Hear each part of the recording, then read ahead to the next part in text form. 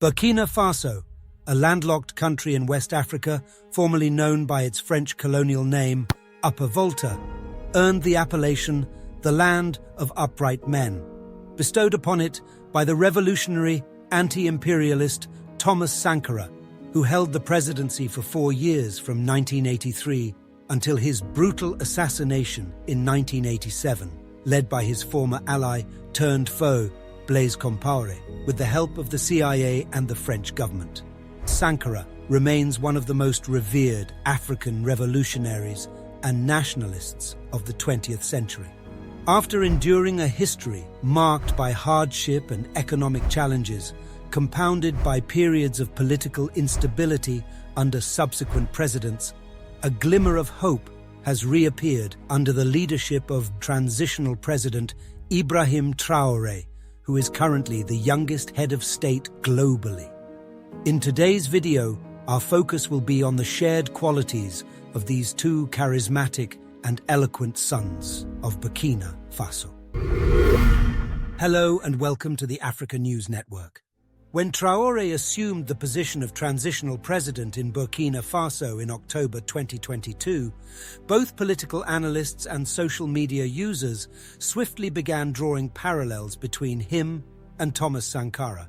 Traore's powerful speech at the Second Russia-Africa Summit in St. Petersburg on July 27 and 28, 2023, shone a spotlight on Burkina Faso, a nation historically among the poorest in Africa.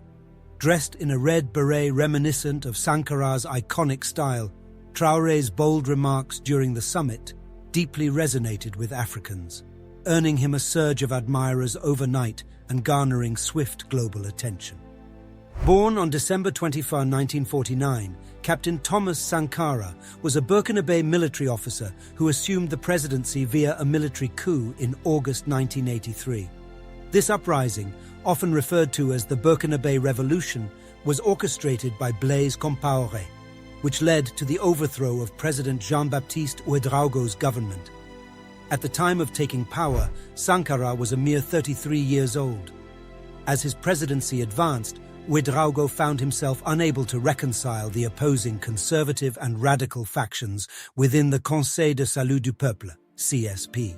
These internal disagreements culminated in a political deadlock, ultimately prompting the coup d'état. Likewise, the present figure at the helm, Ibrahim Traore, also held the rank of an army captain and was roughly of the same age, 34, when he assumed the role of transitional president under comparable conditions.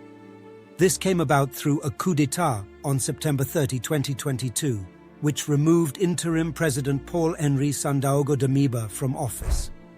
Damiba himself had taken power earlier in the year through a military coup but had served merely 8 months.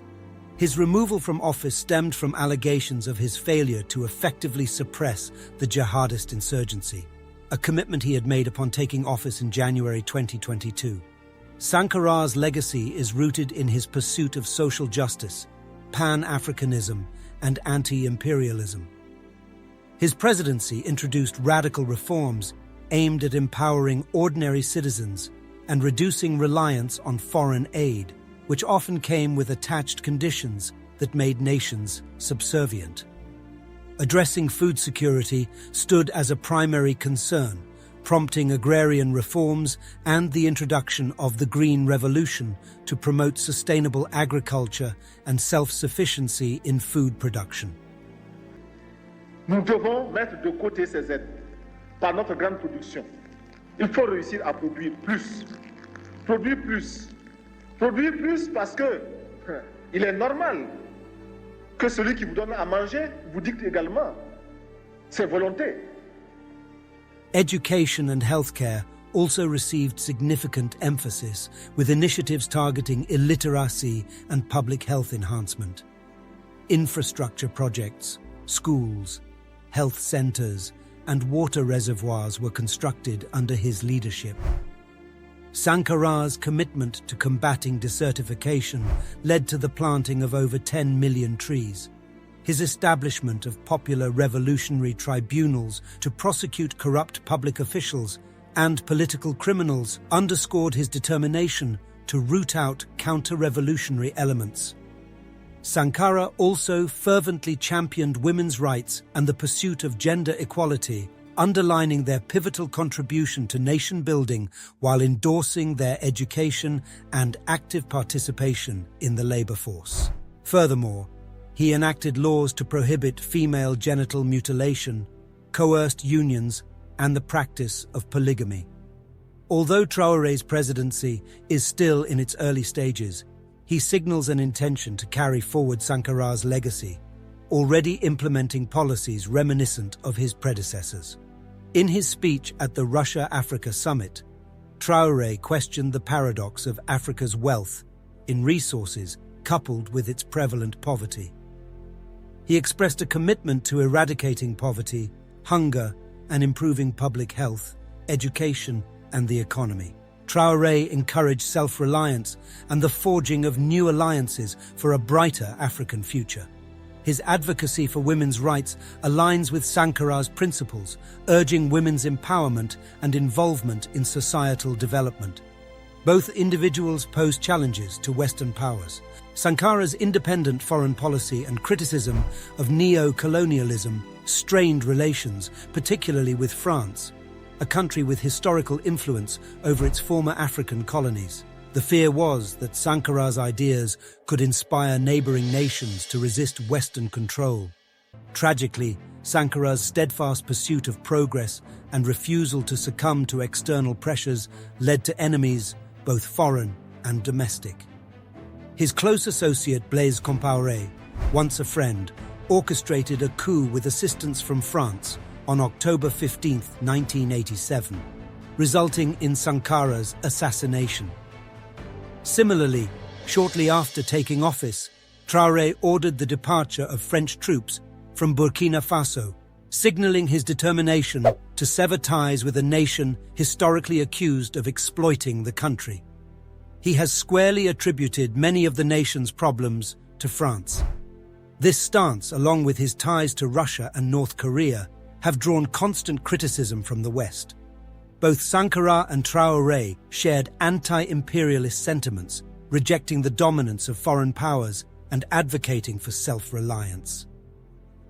Sankara looked to the Soviet Union for collaboration while distancing himself from Western influence. Traoré, too, has openly challenged imperialism and neo-colonialism, urging the African Union to support leaders fighting against these forces.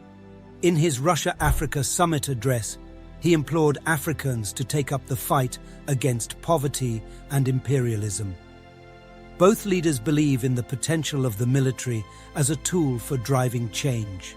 Having risen to power through military actions, they've seen the military's role in rectifying inefficiencies and promoting necessary reforms. Their shared emphasis on military-led transformation is a noteworthy similarity. However, a key distinction lies in their religious backgrounds. Sankara was a devout Catholic, while Traoré follows Islam. Some notable quotes from each of the two gentlemen that illustrate the paradox of the plenty, both in Burkina Faso and in the African continent at large. Sankara stated, "Our country produces enough to feed us all. Alas, for lack of organization, we are forced to beg for food aid. It's this aid that instills in our spirits the attitude of beggars." He stated this during the Burkina Faso Revolution in 1983. Sankara's revolutionary programs for African self-reliance made him an icon to many of Africa's poor, and Sankara remained popular with a considerable majority of his country's citizens. He was also christened Africa's Che Guevara. Similarly, Traoré states, "We do not understand how Africa, with so much wealth on our soil, with generous nature, water, sunshine in abundance, how Africa is today the poorest continent. Africa is a hungry continent, and how come there are heads of state all over the world begging?" As Sankara once said, "While revolutionaries as individuals can be murdered, you cannot kill ideas." Though he was tragically killed, his ideas live on through the current leader, Captain Traoré. President Traoré has emerged as a symbol of hope for change and a catalyst for challenging the status quo in Africa's leadership and economic landscape. It is still too early to say what Traore's legacy will be. Captain Traore has promised to hold democratic elections in the country in July 2024. Meanwhile, his similarities to Sankara suggest that he may be a force for good in Burkina Faso. Only time will tell whether he will be able to live up to Sankara's example. Don't forget to like, subscribe, and hit the notification bell to stay updated with our thought-provoking content. Until next time, keep questioning, keep seeking the truth. Goodbye for now.